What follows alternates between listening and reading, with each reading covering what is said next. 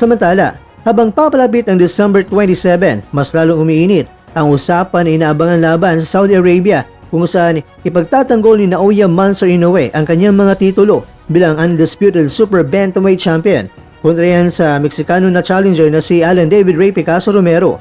Ang WBC No. 2 sa nasabing dibisyon, gaganapin ang laban sa Riyadh, kabisera ng Saudi Arabia bilang tampok na engranding event na pinamagatang The Ring 5 Night of the Samurai. Ito ang unang pagkakataon na lalaban si Inoue sa Saudi Arabia sa ilalim ng buong suporta ni Turki Al-Sheikh, pinuno ng General Entertainment Authority at utak sa likod ng Riyadh season. Dahil dito, nasa harap ang Japanese superstar sa bagong hamon, ibang klema, oras at kapaligiran. Ngunit sa kabila nito, kapansin-pansin na halos walang naniniwalang matatalo ang kampyon. Sa halip, mas nangingibabaw ang prediksyon na isang dominadong panalo si Inoue.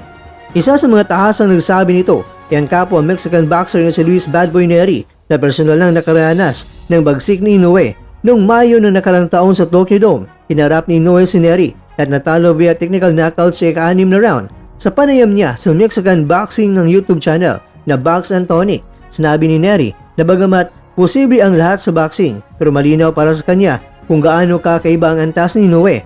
Aminin ko, baka batikusin ako sa pagiging tapat, ani ni Neri. Pero si Inoue ay isang tunay na espesyal na boksingero. Hindi lang siya malakas,